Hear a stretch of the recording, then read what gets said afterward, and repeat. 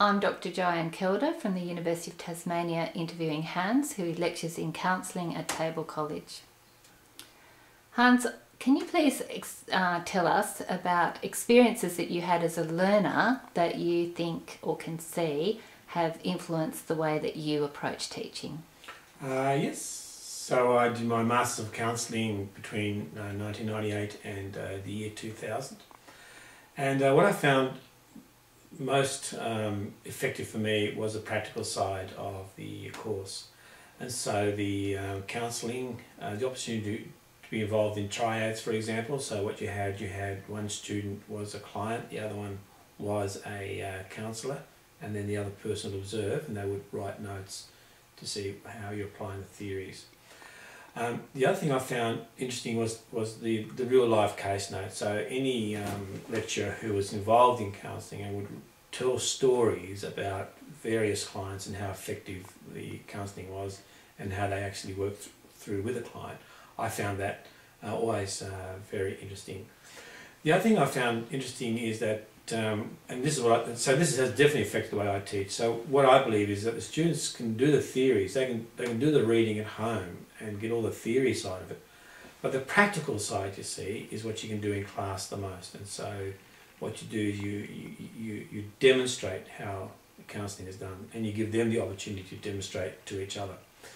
And so what you do then is you get the best of both worlds, because you're reading your theories at home, you're making sure you're doing your homework, and the students who do that well, that's often reflected in the way that they do their work and in their assignments, in their assessment.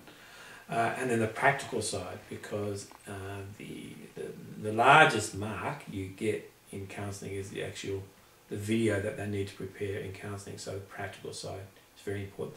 The other thing I liked about learning at university was when the lecturers went and talked about aside. So that there was a theories, but every now and then they'd discuss something that happened, or they'd discuss a philosophical aspect of counselling. So for example, they'd bring in existentialism or something into counselling, or existential psychotherapy. So this wasn't part of the course, but they would actually talk about these things. I always found that where they sort of diverged a little bit, it was always very interesting. And I'm finding that when I diverge somewhat with my students, they do like that actually, because you're bringing in something new that maybe they haven't read in a book, and you're bringing your vast experience, which also isn't in books.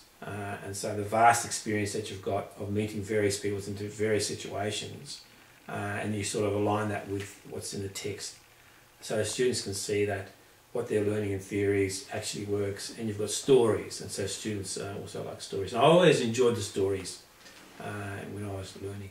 So I find that, combining those two, and what you do is you give people a learning experience rather than just sort of me up the front lecturing, so they actually experience something of what's happening.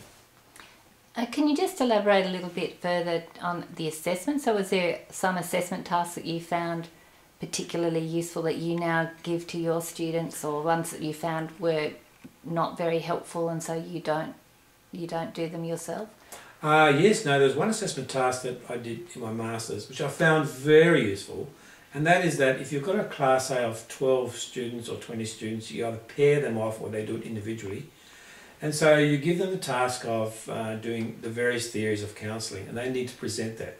So for example, there might be cognitive behaviour therapy, there might be behaviourism, there might be solution-focused psychotherapy, emotion-focused psychotherapy, the Freudian analytic. So there's all these different theories out there, and then each student or two students, they make an assignment, then they present that to the class, and what they do is they give each student a handout, so that each student then has a handout of these various theories that you've got in counselling. And I tell the students, if you keep these, then you'll always have a record of who the main players are in counselling.